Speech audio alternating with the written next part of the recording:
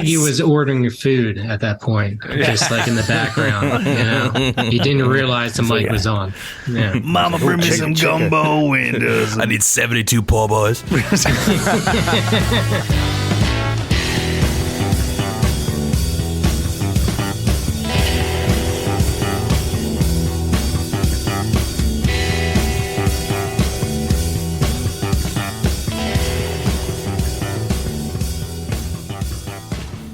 Hello, and welcome everyone to another week of 1001 Album Complaints. This is the podcast where lifelong friends, musicians, and general complainers get together to discuss albums from Robert Dimery's list of 1001 albums you must hear before you die. We will give some in-depth takes on individual tracks, give you some background of the artist and the recording process, and at the end, give a vote and tell you whether or not you really need to listen to this and why. We are very excited to be talking about the album Gris Gris by Dr. John the Night Tripper. Is that his full name? Well, that is what he goes as for this particular recording. Dr. John the Night Tripper. All right. We'll get more into the reasoning behind that. But first, by way of introduction to what we have been listening to, maybe one would say suffering through this week, we're going to play a little snippet of the first song off of this album called Gris Gris Gumbo Ya. Around the room, and by way of introduction to all of our cast of characters here, we are going to give you a tweet-length review of this album. So I am first going to throw it over to Adam. Hey, everybody, this is Adam, and my quick review was shabba-da-boom-dap-doom flap-dip-dap-dap, which translates to Dr. John violates the Hippocratic Oath for 33 minutes. All right. I can tell the way this episode's going already. Let's throw it over to our special guest, first appearance on the podcast here. We're going to throw it over to Bob. What's up, everyone? My review for this is, I guess, going to be totally different than the masses here. What I threw down was Gris Gris introduces Dr. John to the masses. This is not your typical New Orleans style music that is spilling out of the bars on Bourbon Street. These are unusual textured sounds that take much influence from voodoo and second line style music, while also incorporating some of the psychedelic music that was coming out of LA at the time. Take a bunch of exiled New Orleans musicians, throw in a voodoo root doctor, enough narcotics to drop Andre the Giant, and you have a truly swampy, down and dirty voodoo magic cult favorite. You may have changed my mind right with that tweet. All right. I mean, let's put tweet in air quotes here. That'd definitely be a part 1, part 2, part 3 tweet. Yeah. All right, let's throw it on over to Rob. Hey, everybody. Gris Gris is like if Kamala from WWF made a record. No, here's what I really wrote in my tweet-length review. Like jambalaya made by a meth head, this record is a thick stew of randomly selected unsavory items. Your most common thought while consuming it is, dear God, what am I putting in my body? Okay. It's going to be a long hour. All right, and this is Tom here. Adam, you kind of stole my thunder a little bit on the tweet-length review because I wrote out this great tweet-length review, which is, sometimes you're walking in the swamp and the alligator comes out and he's got a hat on. He says, my feet are a little sore, and then he gives you some shrimp and grits. Hey, mama. Best chorus on the record. I had alternates, Tom. If you want to go with that one, by all means. It's okay. Right. It's okay. I think that we cannot hammer home enough how much mumbling goes on this album. Oh, man. So, as we said, this is the debut album by Dr. John, who was going by Dr. John the Night Tripper. For this album, came out January 22nd of 1968. Now it is time for my favorite segment of the podcast, Guess the Number One Song in America on January 22nd, 1968. There is a 0% chance you guys are going to guess this one. So it's not a Beatles song. It's not a Beatles song. 68. I'm just going to save you some pain here because you're never going to guess it. It is Judy in Disguise with Glasses by John Fred and his Playboy Band. What chart is that on? It is uniquely terrible. I'm tempted to say we should drop in a clip of that right now because it is pretty uniquely terrible. It's like the cheesiest of the cheese. So just for everybody's listening pleasure, let's drop in a clip of this right now.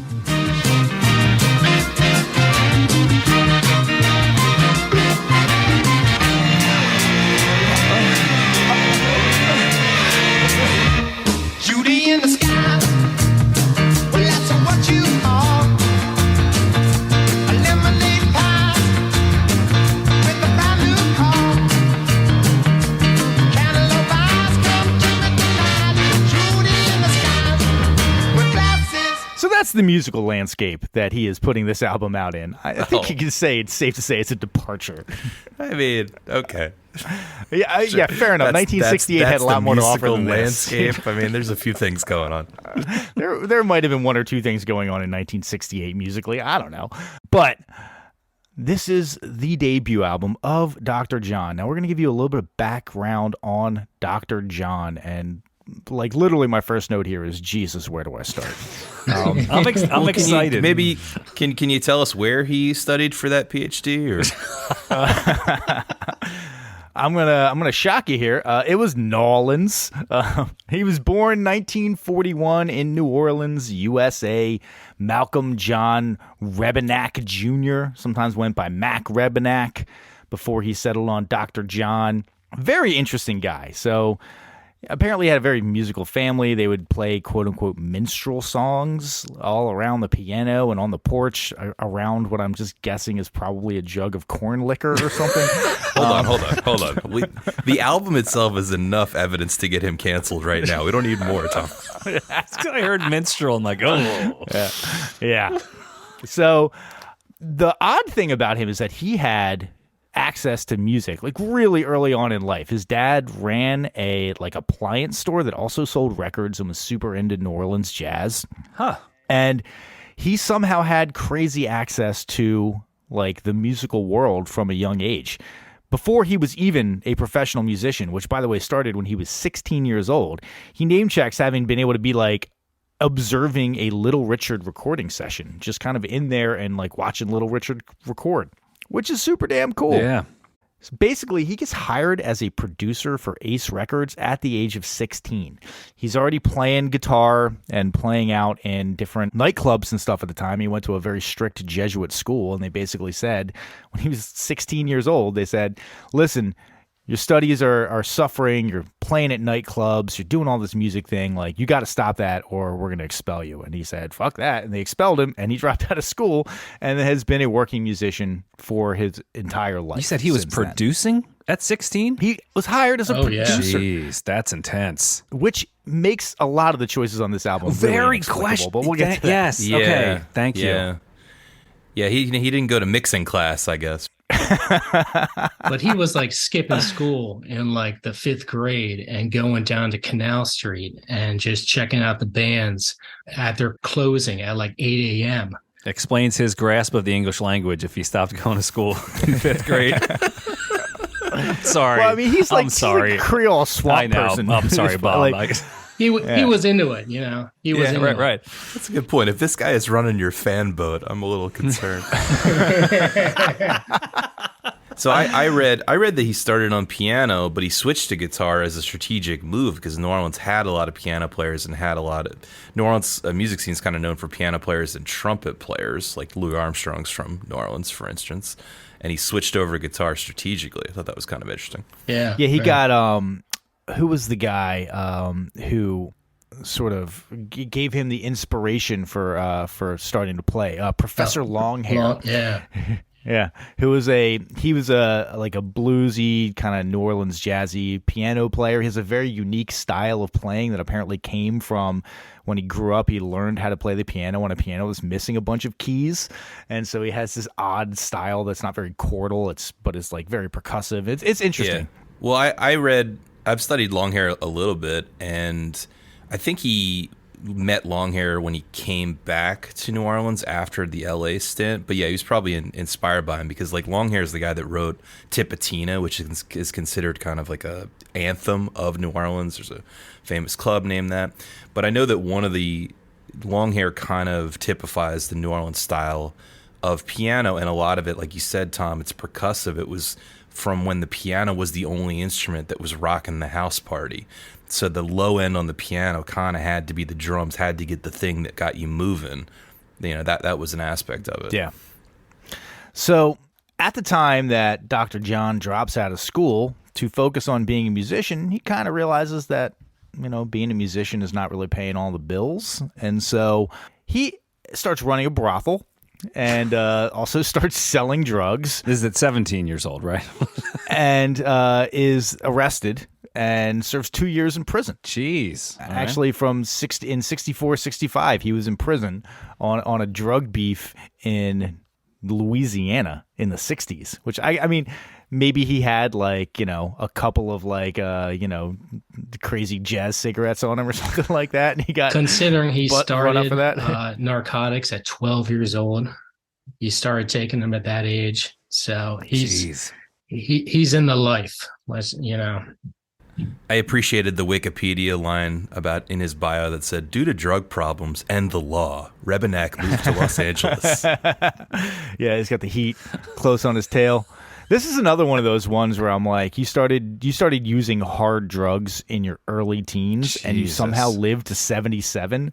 Like maybe there's hope for my lazy, unexercising ass that I won't drop dead of heart attack in my 50s if you can live to your late 70s having done hard drugs your entire life. I think he may actually be a Creole witch doctor. Like voodoo and black magic are the only things that are keeping him alive at this point. Well, no, he's dead. He died. Oh, all right. Yeah, he died in 2019. But he did have his own temple at one point. So, of course, as one does, Yes. All right.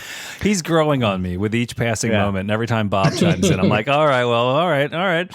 So, Bob, you might have some more context on this, but I read that one of the reasons he switched from guitar back to piano is that his finger was injured in a like gunshot type scuffle in a Jacksonville nightclub. Oh yeah, I got some info on this. Yes. I read his book over the weekend, Under the a Hoodoo Moon. There are many stories. So he wrote a book. Oh, an autobiography. Yeah. Is it phonetic? Is, is there a glossary in the book? I think that's the question. There definitely was, you know, and I could understand like every second word. So it was kind of piecing it together, you know. From what he was saying, on Christmas Eve, he was playing a gig in Jacksonville. He was missing like his singer, Ronnie Barron. And he was like, what the hell? So he went into his motel room and he found Ronnie being pistol whipped by the motel owner, for messing with the motel owner's woman. This was before the gig, not after the gig, when this was going on. All right. So he tried to save, his singer, grabbed the gun, was outside, just like, trying to grab it. The guy ended up shot his ring finger off on his fretting hand. What? Yeah, so it was hanging on by like a thread. Holy crap. So, after he beat the living hell out of the guy, he realized that guitar might not be for him anymore. Please tell me they still played the gig. If you're dope to the gills on enough. I'm going to assume they did, just because of how they were back in that time. Just rub some fish on it. Yeah, rub some dirt, some Gris Gris, Yeah. So because of that, because he couldn't feel, he got surgeries and everything was okay, but he had no feeling in his left hand. So when he played guitar, whenever he used his ring finger, it would be like, didn't sound like anything. So he started playing the bass. And then he realized he just wasn't really into that. So hold on. He started let's pause on that for a second. Okay. He's like, first of all, I can barely fret. I suck. I can't feel anything. The instrument for me is bass. Yeah, seriously. Come on, guitar players. Well, you need like 3 fingers for bass. Come on. That's 3 fingers is way too many. Fuck all you guys. But then he's good. Right. No, it's funny though, because the style of piano, I didn't know he was even missing a finger or even a piece of his finger, because the style of piano playing he plays, or that I know him for, is very bottom heavy. It's very left hand focused, and it's intense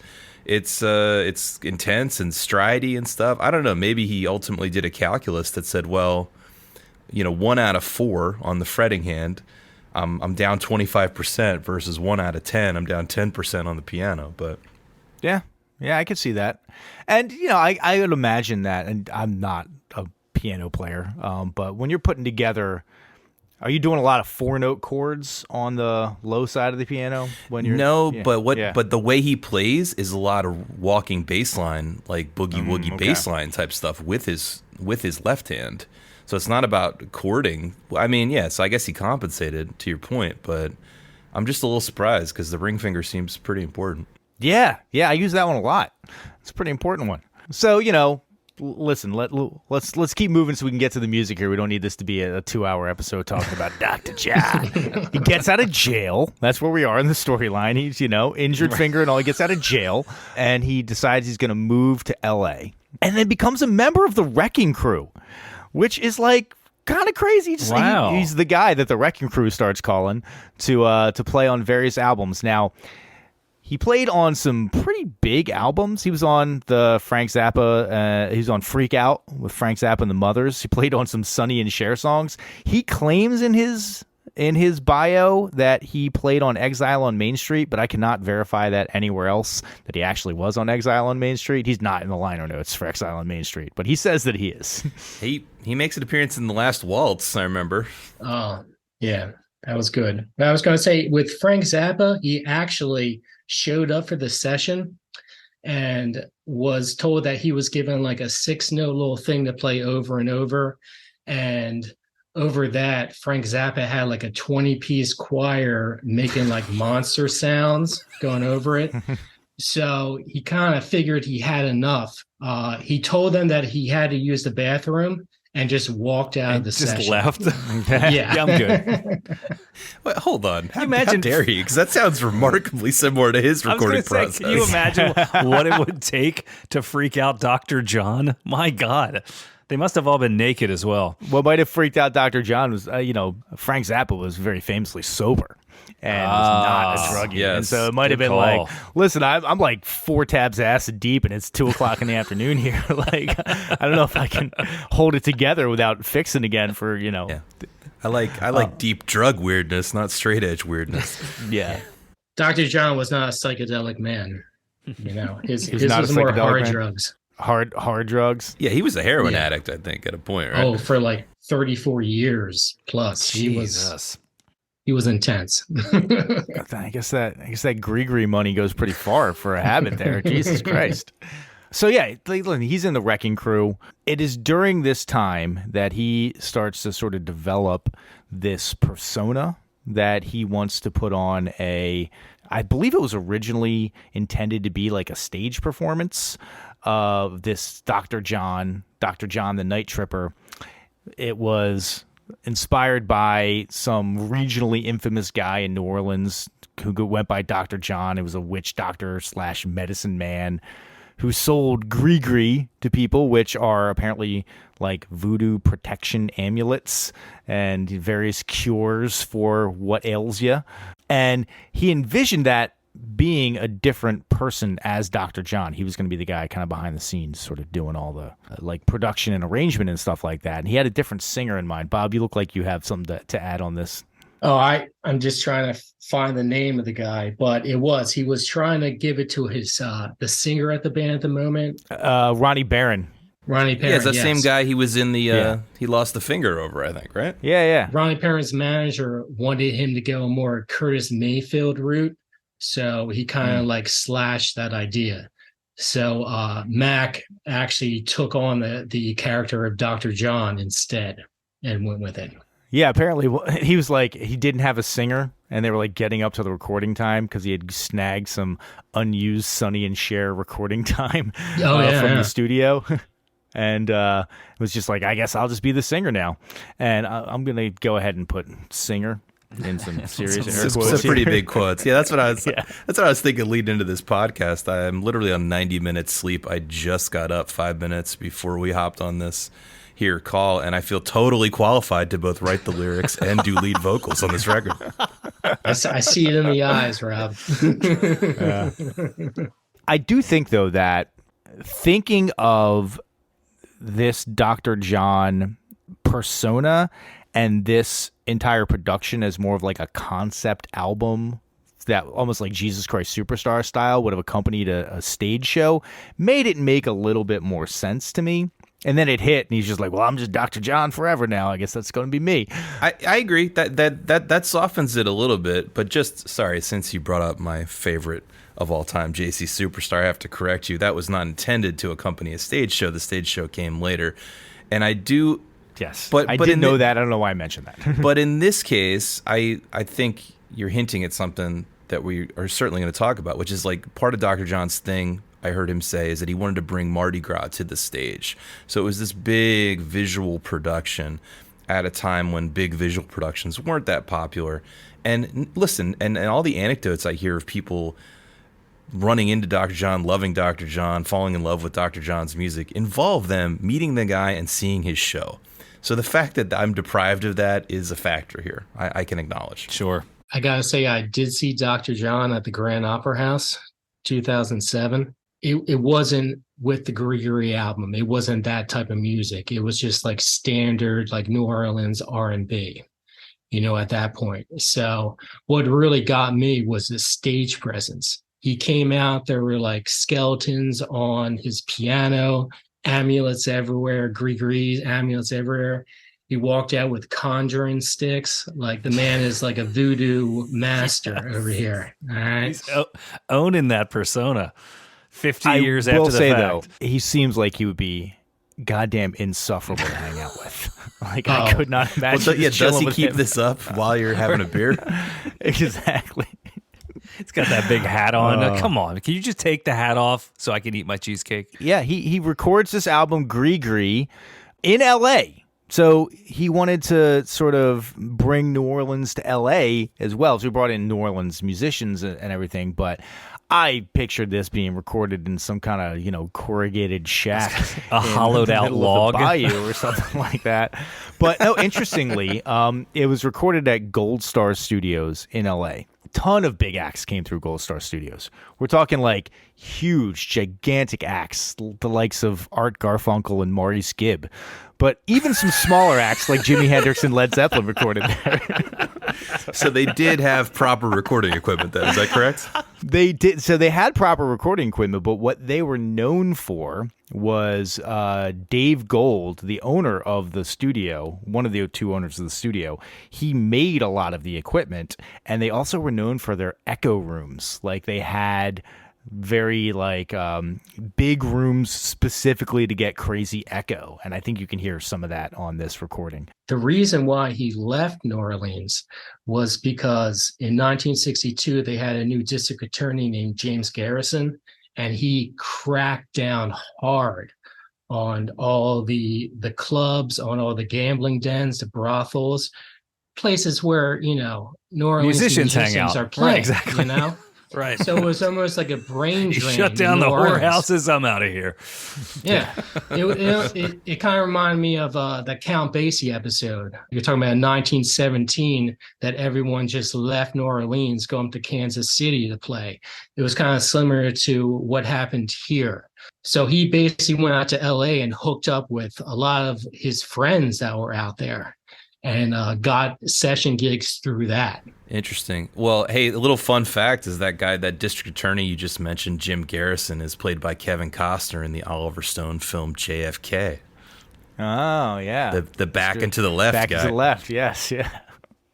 I gotta be honest, I know that movie just through cultural touchstone references. I've never actually sat through all 2 hours and That was boring as hell. 97 minutes of it or whatever. So Let's get back to Dr. John here.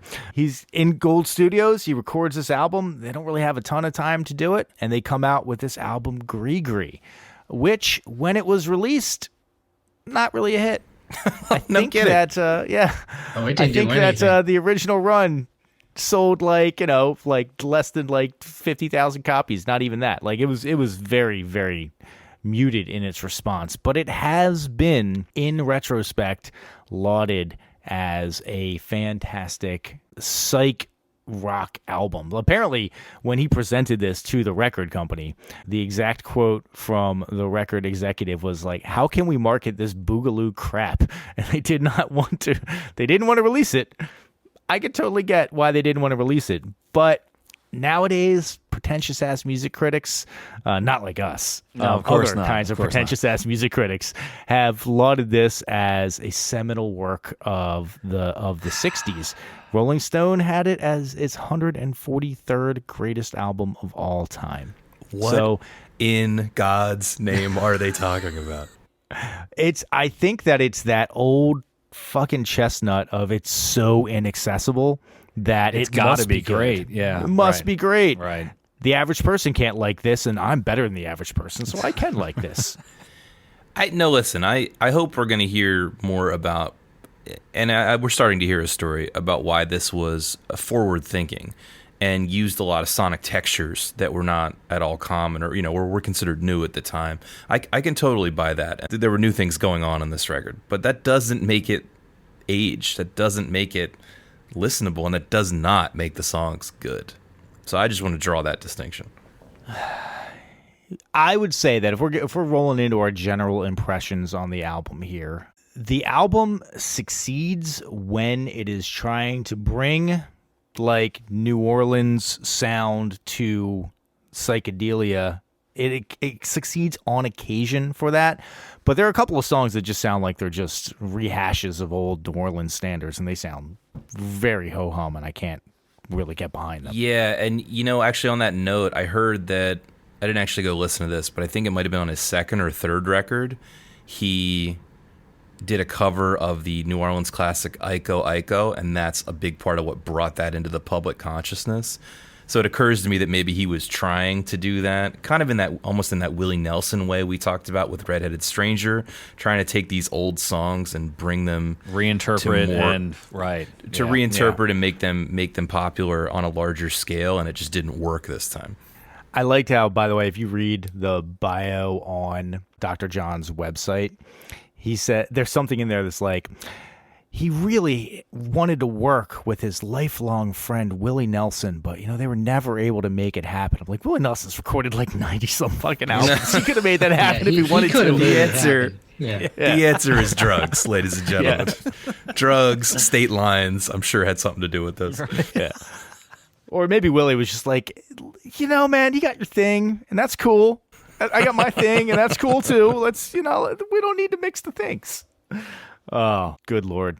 Can we talk for a second about just I'll say like audio ergonomics of this album? What the fuck is up with the mixing on this album? Dude, that's the worst part about it. How did they let a deaf person mix this? I kept trying to give him the benefit of the doubt, but then I was thinking about what was going on in 1968. And there were definitely clear ways and clean ways to cut tracks and splice and punch in. And they're done in such a way that every time it happens, it knocks you out of what little bit I was already into the song, when it's like this blatant, like you walk into the old town bar and the record player goes, like it felt like that every time. I found a little transcript of a conversation between two of the sound engineers, a junior and a senior. Junior engineer, hey, should we bring the band that's playing these songs into the actual studio, or is being 3 rooms away from the microphones okay? Senior engineer, no one's allowed near the mic except that gibberish spouting hobo. I mean, they might have made a good choice on some of that, because there are a couple of times where I think that they might literally be playing a pile of trash cans for drums. It sounds so bad. There are some times where it reaches levels of hypnotic, which is cool. And when it does that, I'm like, I can see the whole, I'm the voodoo priest and, I have my acolytes around me type of vibe that was probably going on in the studio. There were probably scarves draped on a lot of things and beads everywhere and stuff. But Oh, definitely. it just didn't catch me. I feel like I waited for the album to start for the entirety of the album. I was just kind of waiting for it to start. And I do think a big part of that is the truly bizarre panning choices that were done in the mix. The only thing that is ever center panned is Dr. John's voice. Everything else is hard pan left or hard pan right, and I don't understand why you would do that. It makes it so hard for everything to mix. Are we talking about all the songs in general, or specifically the first song here?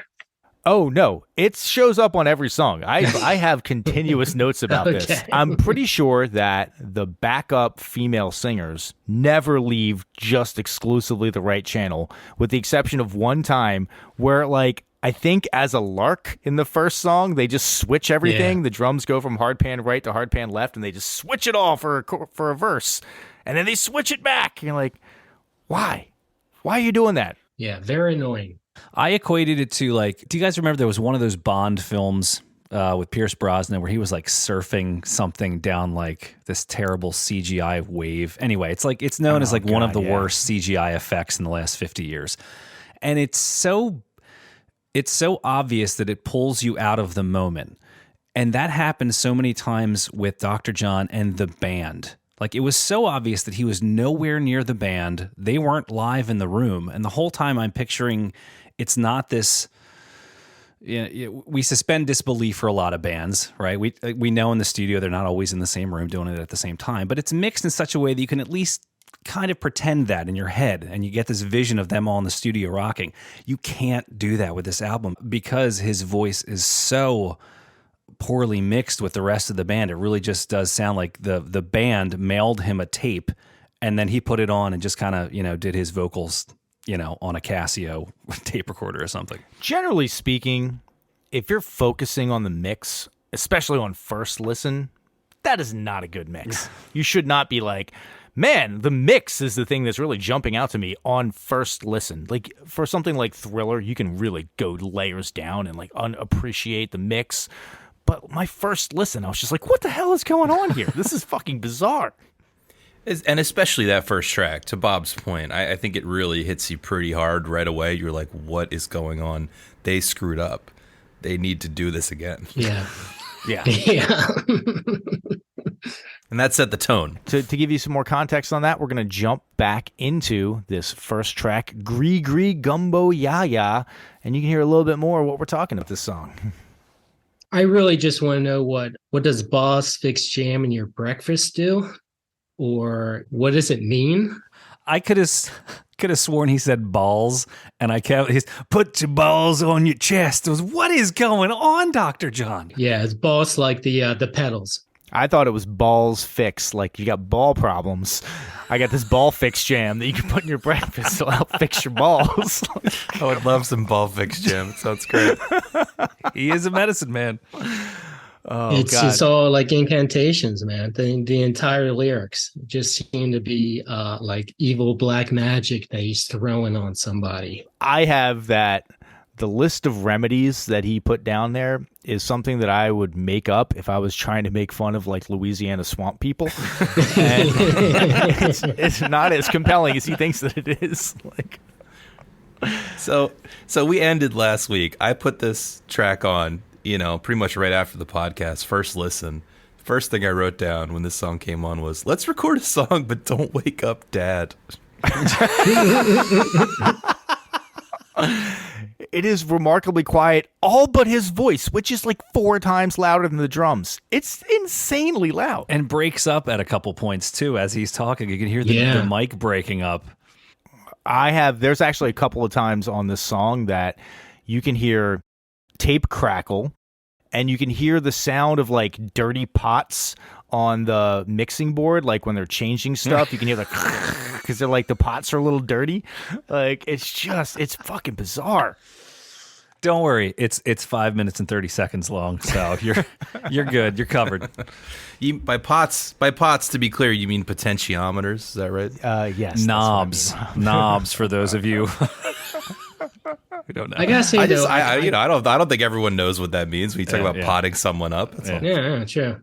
I like the jive of his voice though when he's doing this. It just reminds me of like an old jazz cat, just going for it. He has an iconic voice. Yeah, he has an iconic voice. There's no denying that. But I think that to me seemed to be the beginning and the end of the concept. Is I got this crazy voice and I can talk about some voodoo shit. Well, it's Okay. like flash forward to 2 or 3 albums. He's got the Meters as his backing band and the same voice, and lo and behold, he has a mega hit in Right Place, Wrong Time. Yeah. But he was throwing that as more like standard New Orleans R&B. You know, this seemed to be like his experimental session in which he was trying to do more like voodoo second line drumming, like 2 and 4 with the double accents, with just some crazy incantations over it.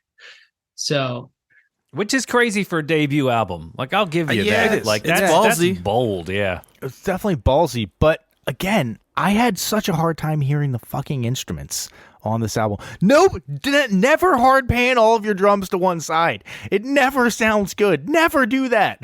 Well, hold on. I have a general question. Feel free to bring it up again. The answer during any of these song discussions is, who did this influence? Point me the line of who listened to this record and made more music like this in America.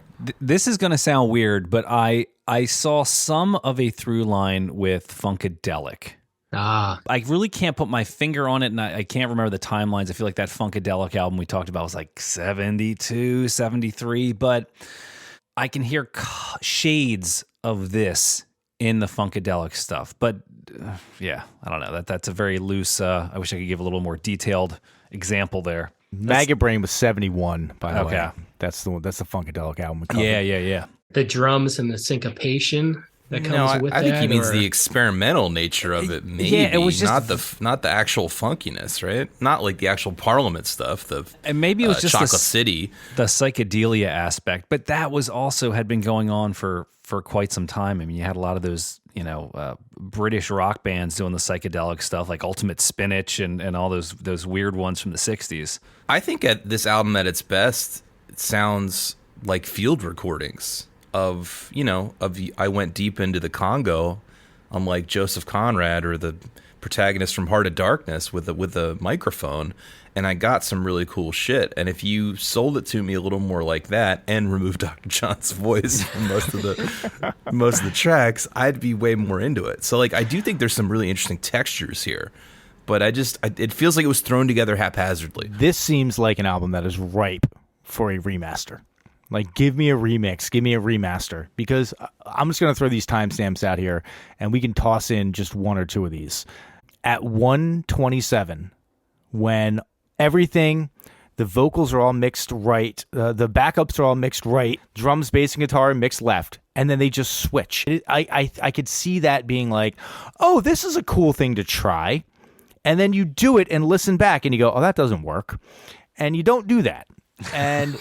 But they kept it in. They kept it in. Well, and not only did they keep it in, they then, for 11 seconds at 2:15, they all go to the center, and then they flip back again, where one's on the left, one's on the right. It's a I know it's a exactly total what you're mess. talking about. Yeah, I did not understand that. Again, I appreciate the experimentation, but maybe they didn't have enough time, because that seems like an experiment that you do when you go, okay, well, that didn't work, which has happened a ton of times in the studio, for me personally at least. Been like, hey, let's try this thing, and you try it, and you're like, well, let's erase that, because that's never going to be heard outside of this room. That's terrible. This song, it has that ethereal feel that comes from that sort of non-standard drumming that they're doing, but it went on too long and didn't offer me enough, and I got tired of Dr. John's voice before this first song was even over. Not a great place to be when his voice is the only thing center mixed and out front for the entire album. I'm going to dive into the genius of some of these lyrics. God damn. Or we can move on to the next song on our focus. Look, this is better. This is better than the first track, for sure. The opening groove is kind of cool. I mainly just wish he stayed off the mic for a little longer. This was a song on this album that stuck in my mind. I'd be waking up in the middle of the night, and just the haziness would come around and I'll go away, and all of a sudden, it'd just be like Mama Roo, getting gas. That's catchy. Yes. Yeah, I'd just be sitting there, and all of a sudden it'd just pop into my head. if this was the part of one of the songs, I'd be like, yeah, that was a cool part. It doesn't make a whole song though. Doesn't make a whole song. My note on this, like my first note is, it's like instead of being super into the Caribbean and clear liquors, Jimmy Buffett got into New Orleans and heroin. At least this sounds like a song, Right, but right. I was not a huge fan of this song. It did get stuck in my head, and I wasn't happy about that. I wasn't walking around going, Mama Roo. Oh, yeah, all right. I was like, God, get out of my head. Never going to be invited back to this I had again. to, hum the beginning of that Pearl Jam song, Daughter. The bass line is done on the Hammond bass foot pedals. pedals, yes. Yeah, so that's the pretty coolest damn part cool. of the song. Yeah, 'cause Yeah. this came on. I was like, oh shit, there's some low end there, like super low and a little overdriven. Yeah, I totally dig the Hammond bass pedals there. That was For my people own who note. don't know what Adam Yes, is talking about, thank you. You can probably give a better description. Sure, than yeah. I, So but, yeah. a Hammond organ is, as you picture, it's an organ that has two keyboards that you use your hands on. If you have a full size B3 Hammond organ, there's actually a series of like 20 foot pedals that the person who's playing actually rests their feet on top of it, and they can play bass notes on essentially a giant keyboard made for your feet. So the bass notes on this song are being done by somebody stepping on those pedals as they're playing the Hammond organ. Which I got to assume that's Dr. John doing that. Yeah, he's a good. Yeah, he's a good piano player. Yeah. I've heard him play organ or keyboard and organ before. Yeah, and he's good. He's definitely competent. This is another one of those ones where I dig the drum sound. Like I like the style of drums that they're kind of putting into it. But again, they just make it hard to hear that stuff because everything else is so far out front. Like his voice is just so far out front. And then at one point, so you guys notice this in the song, how they kind of fade him out, and like right at 220, the chicka chicka shh comes in, and he's still just mumbling in the background. But they just pulled him down, and they're like, "This is just garbage. We got to pull you down. We got to move this chicka chicka up to be the loudest thing in the song by a mile." I think he was ordering food at that point, just like in the background. He didn't realize the mic was on. Yeah. Mama, bring me some gumbo windows. I need 72 poor boys. I think at one point in this song, he says "wham bam, thank you, ma'am," and then he says "wham bam, hang ham." Dude, that's a New Orleans sex move. I was gonna say you that hang sounds the like ham. gotta hang that ham. I had a wild night last night. I was hanging him. I have a question here. How many times has "Wham Bam, Thank You, Ma'am" appeared in songs? I looked up, and I think the first noted reference was back in some either a Broadway musical or a movie from like 1945 and 1947, and I don't think it was sexual at the time because I had the same exact thought, Bob. That's crazy, yeah. Back in the day, that's just talking about just giving your wife 1-2 across the face and she gets mouthy. It's like Much more acceptable. wham bam. Thank you, man. But of course, we know it from Suffragette City. I assume that's part of what you're talking about. Yeah. This is a very annoying song to me. And I do have to comment on some of the songs on this album that are like very, very long, really actually worked for me better. Like the last song, I Walk on Gilded Splinters, it was like 7.5 minute song. That worked for me better than some of these tight little ditties like this one and another one we're going to talk about later. I don't know why. This song grated on me really badly. Well, that's a song that was covered the most, I guess kind of got the most popular song out of the Sure, because it actually sounds like album. a song. Yeah. Like I could cover this. Which is kind of weird. Like Sonny and Cher, Cher did a cover of it. Widespread Panic did a cover of it, which no kind way. of There makes we sense. go. There we go. So now we're talking about Walk on Gilded Splinters, right? Are we shifting over there? Yeah. Yeah. No. We're not talking about that song yet. We're not talking Oh, about okay. that song All right, yet. I'll But put Throw a it pin back. down. Throw All it right. back. talk about I thought you were talking about Mama Roo is the most played song, because it actually does sound like a song. I jumped ahead of myself. Pardon As moi. opposed to the next one, and I'm gonna try to pronounce this, Danse Flambeau. It's a rough spot to be in, Bob, but thank you for joining us tonight. Bob's going to pull a Dr. John and just walk out. Yeah. Let me just shut everything down and walk out. I don't know, man. The first time I listened to this album through, I was skeptical. I really was. But the more times I listened to it, it just really grew on me. And the whole fact was that it's just so different from what he did after this, you know? And a lot of it was just, he seemed to take, you know, it wasn't just like tourist New Orleans music, you know, like Dixieland and all that. This was really like people who lived in New Orleans playing. This was the voodoo element with it, the hoodoo element with it. You're saying there's voodoo and hoodoo? Is there hunky dunky choo choo? Yes. Voodoo is the organized religion. Hoodoo is the, I guess you could say, the metaphysical, the spells, the potions, the black magic.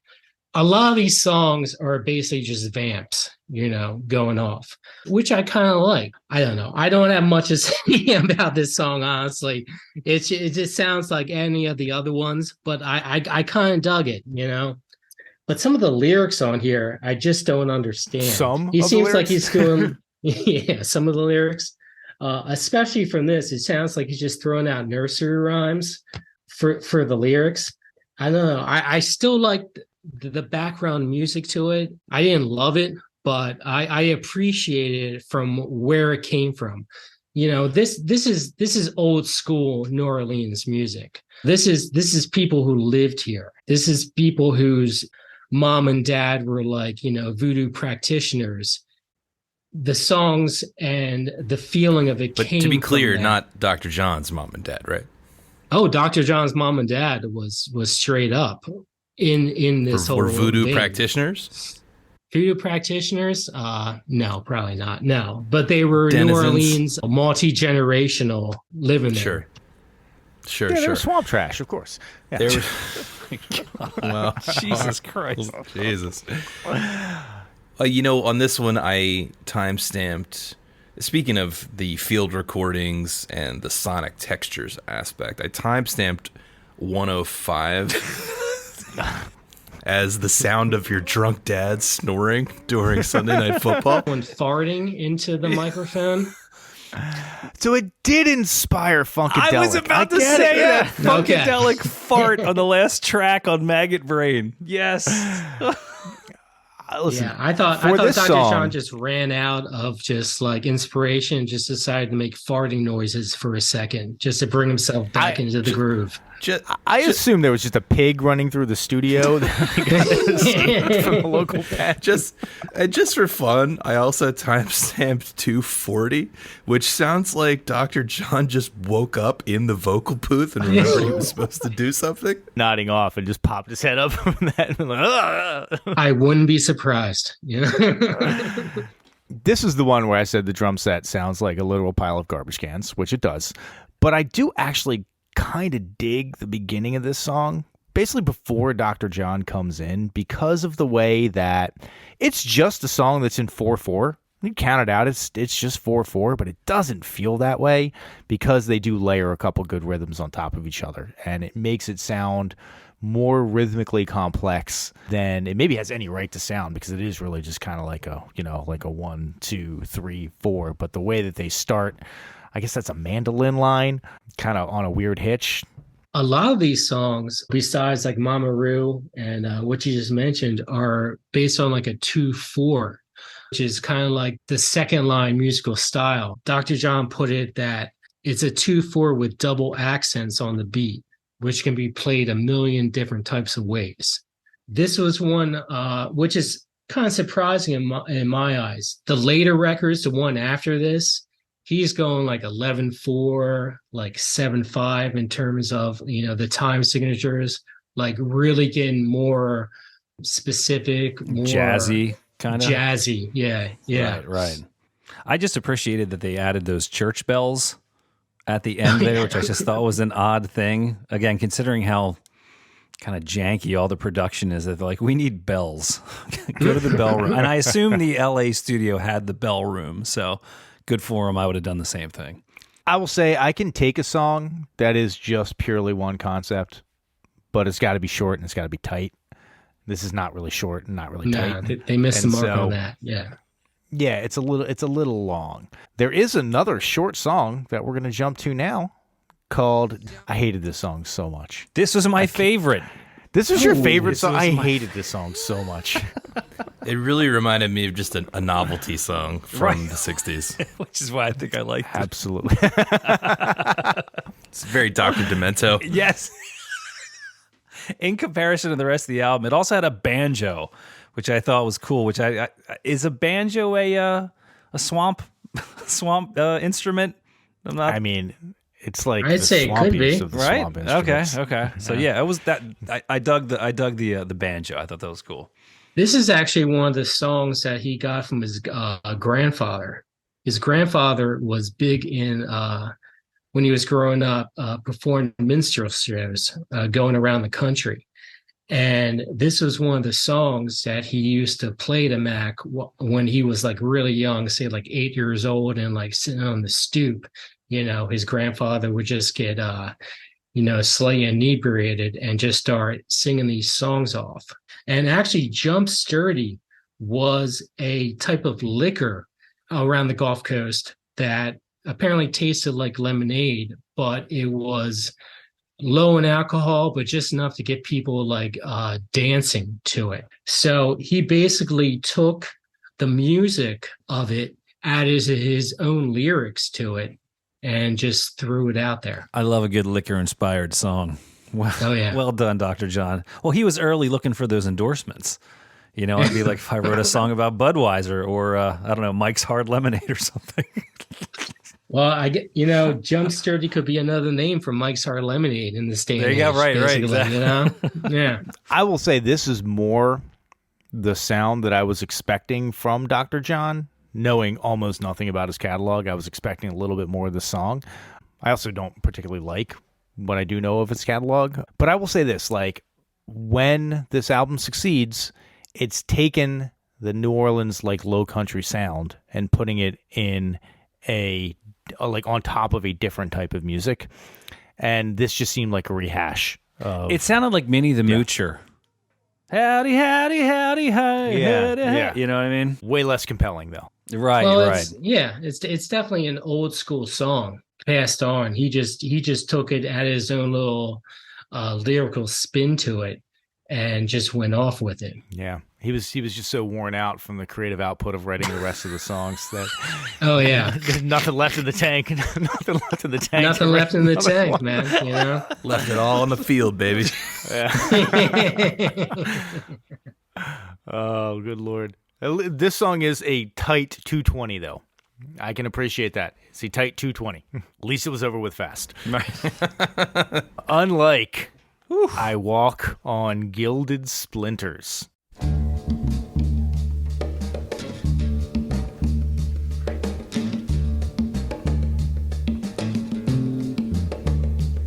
Some people think they jive me, but I know they must be crazy. Don't see their misfortune, else they just too lazy. Je suis le grand zombie, my yellow belt of choice on. Ain't afraid of no tomcat, fill my brains with poison. Walk through the fire, fly through the smoke. See my enemy at the end of their road. Walk on pins and needles, see what they can do. Walk on gilded splinters with the king of the Zulu. Think about it, come on, make you come on. Walk on gilded splinters.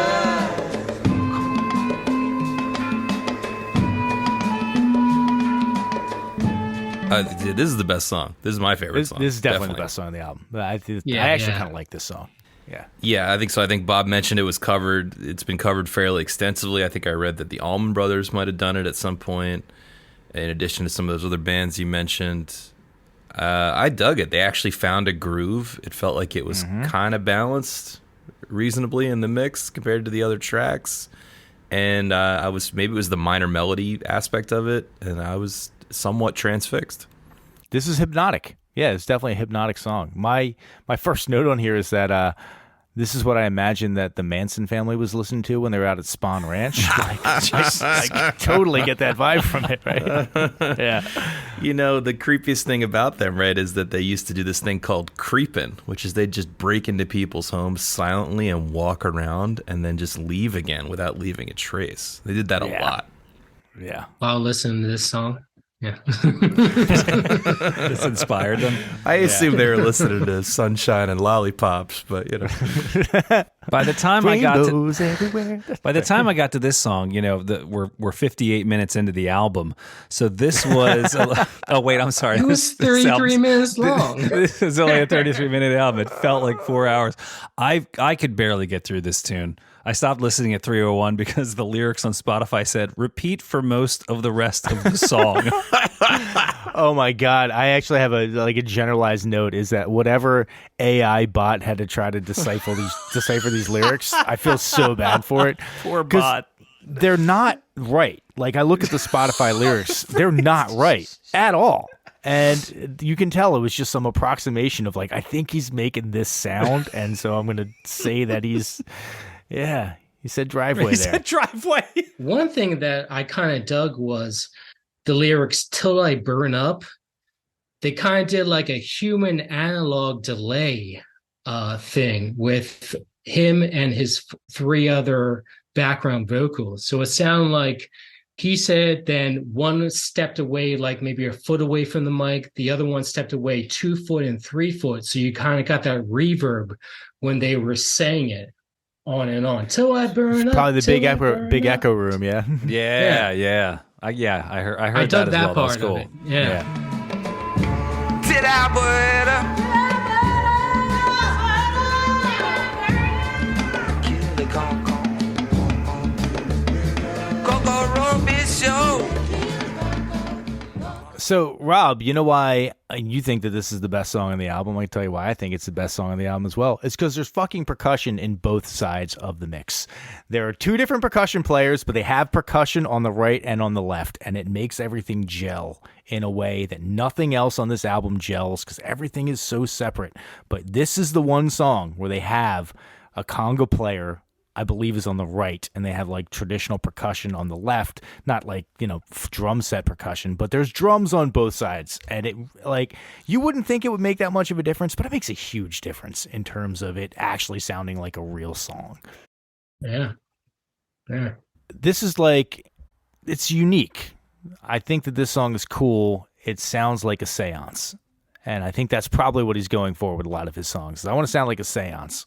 I dug it on this one. I don't know if I'm going to be re-listening to this 7.5 minute mouthful of a song anytime soon, but if it came on, I would not immediately be like, I have to turn this off. The high praise. High praise for this album. Yeah. This seems to be like the best song on this album in terms of like mass appeal. And I can see why. He just threw some shade at you, Tom. Listen, I get it. Like I said, I'm a basic bitch, man. I decompressed listening to Mariah Carey right before this fucking podcast. I got no problem saying it. Did anybody else notice? I feel like at 1:59, there's like an audible tape defect that I could hear where the sound just kind of goes just down for a second. Like there's a weird splice or like a weird tape defect. I would not be surprised. Yes. Yeah. They're probably reusing old Sonny and Cher reel or something like that. But yeah, I kept like going back and thinking that like, is this a problem with my headphones or something like that? Like, no, this is consistently on there. It's a little like tape defect sound. Again, ripe for a remaster. IP question from back in the day. If you were to go in and reuse a reel for whatever reason, like the Sonny and Cher reel, and there was some kind of vestige of it left on your recording, a la the Whole Lot of Love tape bleed effects, would you have to pay a license there, or like how would that work? Ooh, I think that there's some percentage of similarity that the songs have to have, or maybe some length of time. But I don't know. But actually, back in the day, that's before anybody had to pay royalties on sampling either, right? So there's all those royalty-free samples from the early hip-hop days. Yeah. Right for the taking. Because it almost reminds me of, how a lot of the great painters used to paint over top of their paintings, right, to save money on canvas. Yeah, I just wonder sure. if anyone has taken seriously the idea of going over top of an existing reel of tape and trying to make some kind of sound collage specifically that way. I do remember at one point in college, I'm going to shock you here, we were quite intoxicated at the time. There was a record that was playing a Mahavishnu Orchestra album, and there was the Bach's Cello Suites was also playing on something else, and it just happened to match up like really awesomely. And we're like, this means something. This is amazing. I have a feeling John McLaughlin, he's somewhere in Monte Carlo right now. He's smiling. Good. I hope so. You deserve it, John. All right. Well, that's about going to wrap up our deep dive into the tracks on Gris Gris, the Dr. John album from 1968. All that is left now, dear listeners, is to get our votes out of the way. We're going to go around the room and tell you whether or not you really do need to listen to this album before you die. I'm going to throw it first over to Adam. Lots of cool ideas on here. I think the psychedelia meets swamp people thing is an awesome idea. I think the execution is the nail in the coffin on this one. To Tom's point, I love the idea about a remix at some point. If this is ever remixed, I would love to come back to it and reconsider my vote, which is a no tonight. All right. Bob, what do you got? I'm going to be the odd man out, I guess, here. This album grew on me. After listening to it a couple of times, I really began to appreciate what he was doing in terms of really diving into the old school New Orleans music vibe with the whole voodoo element of it. I'm going to have to say yes. I'm going to say this might be one that, granted, Margaret from HR might not be, you're like really into this, but for a student of New Orleans music, I think this is an album that you do have to listen to. You know what else grows on you, Bob? Skin cancer, okay? You evil son of a bitch. Rob, what's your vote? I'm going to echo both parties that just went, Adam and Bob. It did grow on me a little bit. I'm not exactly sorry I listened to it, and I can hear that this guy, Dr. John, is reaching for something, but I do not think he found it. And I do not believe that you need to listen to every failed experiment musically throughout the years. So, not sorry I listened to it this week. Do feel like it added to my understanding of the musical canon, but I have to vote no, it is not a must-hear before you die. All right, well, I guess Tiebreaker. it's up to me. Or, well, I maybe. I could either make it a tie and get it on the list, or I could get it off the list. I will not hold you in suspense. I'm going to be a no on this album. Surprise. Very much like Rob, I'm not sorry that I listened to it, but I don't think many people have the level of desire to torture themselves with music that I do, and so listen, it wasn't terrible. It wasn't offensive. It wasn't enjoyable for me. Again, I just waited for the album to start the whole time, and it seemed unfinished and it seemed unfocused, and I really could not get over the presentation of it. It was mixed really, really poorly. And it highlighted the part of it that I liked the least, which was the Dr. John voice part of it. That being so far out front and my least favorite element made it hard for me to get into it. And again, just because I don't like something doesn't mean that it's not worthwhile art, but I don't think that this is necessary to your understanding of the musical canon. So I am going to vote no. Sorry, Bob. You're the odd man out. Sorry, Dr. John. Rest in power. You did not make the list of these four dudes, but Apparently, you made a whole bunch of other lists of super pretentious music critics saying that it is a must-hear. So, Hell yeah. And let's not forget Dr. John's biggest accolade is that he provided the theme song for the 90s show Blossom. Oh, fucking God kidding damn. me? Help me out. Help me not out, know that. Rob. Help me out. How did it Don't go? know about the future. That's anybody's guess. Yes! Oh my god!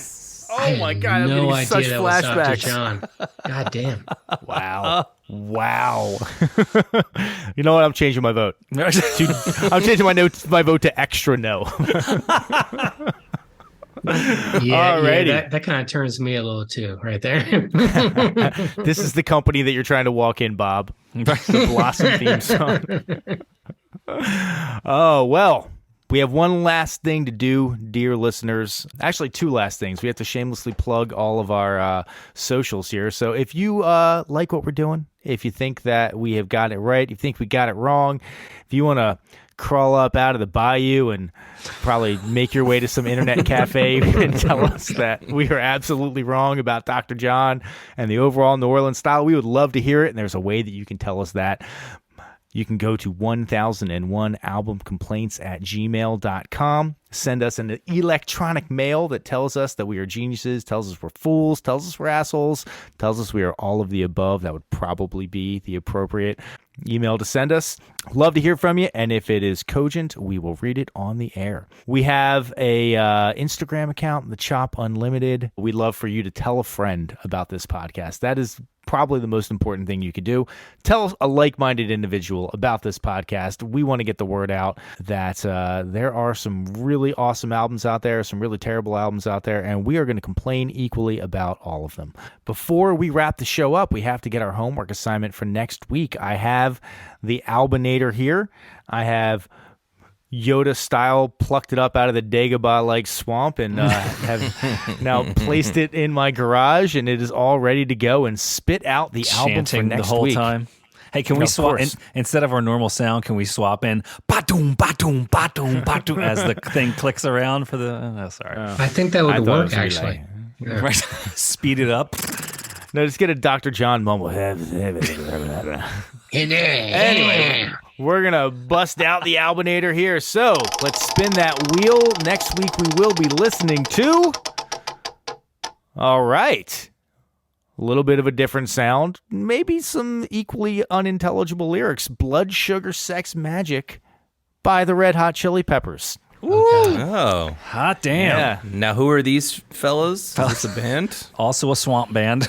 Yeah. They're an upstanding group of young go-getters. Yes. Who... Fantastic. Worth it. Yeah, Whatever. yeah. They sing family-oriented songs. It's gypsy about music, isn't prayer it? circles, and yeah. I actually have it's my favorite record that I found at an estate sale. It is just the cover is just black and white and a picture of some old dude, and it just says "Old Russian Gypsy Songs." That's all it is. It's a terrible album. It's like unlistenable, but it's like my favorite thing to just keep out in my like record collection for people. I'd to see. probably love it. Speaking of which, Bob, thank you so much for joining us on the podcast today. This was awesome, man. We really appreciate it. We had a blast. Hey, guys, thank you so much. This was great. Yeah, I appreciate you. I appreciate you becoming better research than me and showing me up for this. It's usually that's Rob's job. I read so a thank you book for this. Yeah, you did. All right. So for next week, listen to Red Hot Chili Peppers. Come prepared with some opinions, because God knows we are. Until then, for 1001 Album Complaints, I have been Tom. I'm Adam. I'm Bob. And I've been Rob. Mama Boosh.